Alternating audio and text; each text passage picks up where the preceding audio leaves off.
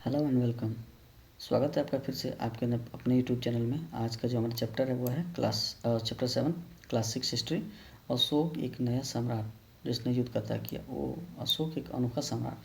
देखिए अशोक इतना महान था, बहुत सारे उसने युद्ध जीते, लेकिन लास्ट में वो क्या हो गया, त्याग कर दिया सब चीज़ का। देखते हैं कैसे।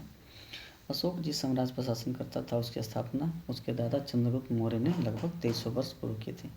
मौर्य वंश का साम्राज्य का जो संस्थापक था वो था चंद्रगुप्त मौर्य। तो अशोक इसका दादा था, ठीक है। और यह अपना राज्य बना करके चला गया था, अशोक उस पर शासन करता था, ठीक है। चाणक्य या कौटिल्य ने साम्राज्य स्थापना में चंद्रगुप्त की मदद की थी। जब चंद्रगुप्त मौर्य अपना साम्राज्य स्थापित कर रहा था तो उस समय चाणक्य या कौटिल्य, इनको विष्णुगुप्त भी बोलते हैं, यह बहुत ही बुद्धिमान प्राणी थे, ठीक है। इन्होंने बहुत मदद की थी इनकी। चाणक्य ने एक अर्थशास्त्र नामक किताब भी लिखी। देखिए उस समय इन्होंने एक अर्थशास्त्र नामक किताब लिखी थी। मौर्य वंश में 3 महत्वपूर्ण शासक हुए, बताते हैं मैंने। जैसे मौर्य वंश यहाँ पे था तो चंद्रगुप्त, बिंदुसार, अशोक। चंद्रगुप्त का लड़का बिंदुसार, बिंदुसार का लड़का अशोक, ठीक है। मौर्य साम्राज्य की राजधानी पाटलिपुत्र थी। उज्जैन, तक्षशिला और पाटलिपुत्र मौर्य साम्राज्य का प्रमुख नगर थे, ठीक है। मौर्य जो साम्राज्य था उसकी राजधानी क्या थी? पाटलिपुत्र, जो आज पटना है। और उज्जैन, तक्षशिला, ये सब क्या था? उसका नगर था।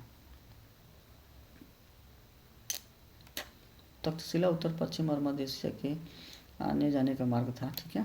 उज्जैन उत्तर भारत में दक्षिणी रास्ता, ठीक है। ये सब जाने के जगह होता है। अशोक का जो शिलालेख था, समझते हैं अशोक के बारे में।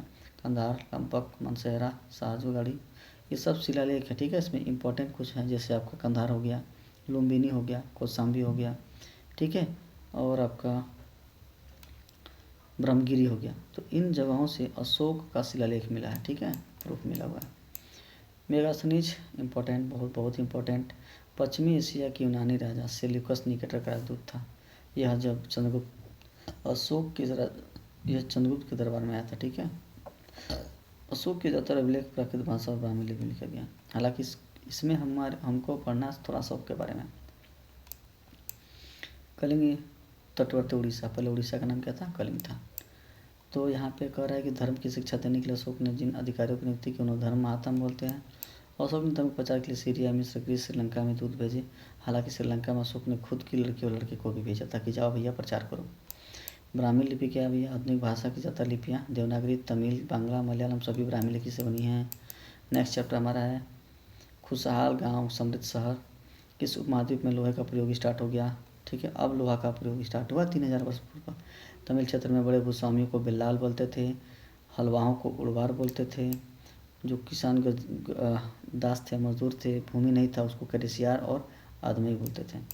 देश के उत्तरी हिस्से में गांव का प्रधान व्यक्ति ग्राम भोज कहलाता था और किसानों को गृहपति कहते थे। प्राचीनतम तमिल रचनाएं, तमिल में भी कुछ रचनाओं की जैसे संगम साहित्य बना था, ठीक है, 300 साल पहले। और भरूच का यूनानी नाम था वेरीगाजा, जो आप गुजरात का भरूच देखते हो, वेरीगाजा के नाम से था, ठीक है। यह एक यूनानी नाविक था, उसी के नाम पे यह बनाया गया था, ठीक है। 2000 वर्ष पूर्व मथुरा में कुषाणों ने दूसरी राजधानी बनाई, ठीक है। मथुरा कृष्ण भक्ति के लिए प्रमुख केंद्र पता है। कुषाण भी एक शासक थे, जो आए तो मथुरा को अपना केंद्र बना लिए।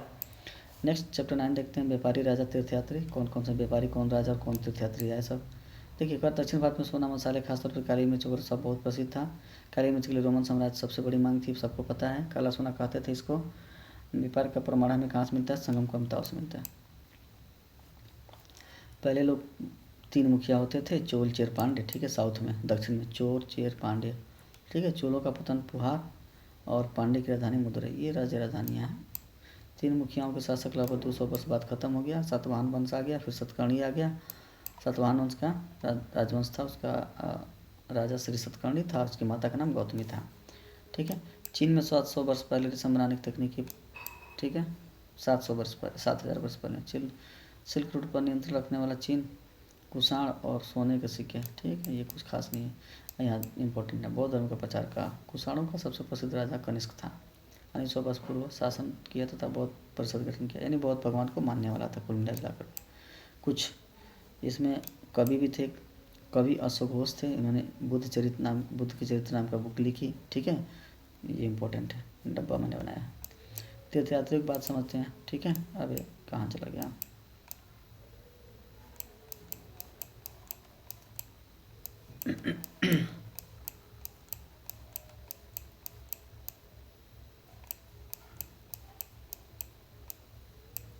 ठीक है।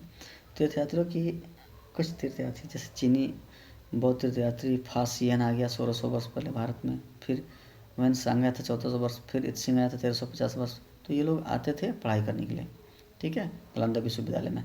1400 वर्ष पूर्व एक शिव भक्त अपार था तमिल में। केरल में ईसाइयों को सिरियाई ईसाई कहा जाता था, ठीक है। ये हमारा 10वां चैप्टर है, नए साम्राज्य और नए राज्य। तो समुद्रगुप्त की प्रशंसा। समुद्रगुप्त भी एक शासक हुए। इलाहाबाद के अशोक स्तंभ में इनके बारे में पता चला, ठीक है।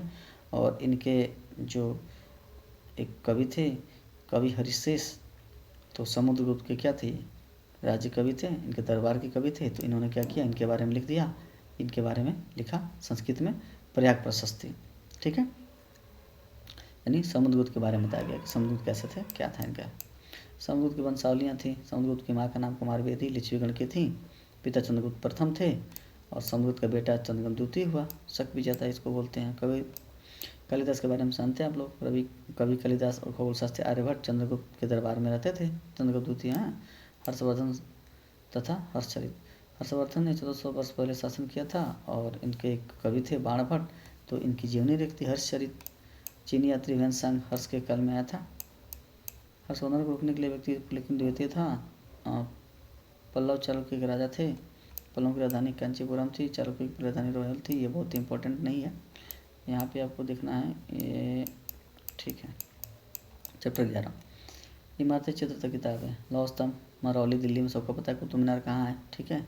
एक अद्भुत उदाहरण है। 1500 साल हो गया लेकिन अभी तक इसका जंग नहीं लगा। इसकी ऊंचाई 7.2 मीटर, वजन 3 टन है। स्तूप बनाया गया है, धातु मंजूषा का है, ठीक है। यहाँ पे बहुत इंपॉर्टेंट चीज़ें नहीं है यहाँ पे, ठीक है। प्रसिद्ध महाकाव्य मेघदूतम कालिदास द्वारा लिखा गया। कालिदास जो थे दरबारी कवि, इन्होंने एक महाकाव्य लिखा मेघदूतम, ये याद रखना है। वाल्मीकि पता है सबको, रामायण वाल्मीकि ने लिखा।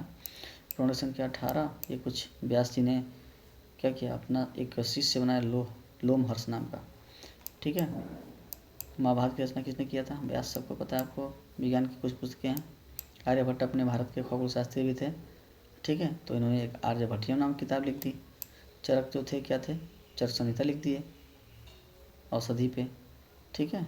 तो ये कुछ, और यहाँ पे लास्ट पॉइंट कर रहा है कि कागज़ का आविष्कार 1900 वर्ष पूर्व चीन में हुआ था और इसको लून नामक व्यक्ति ने किया था।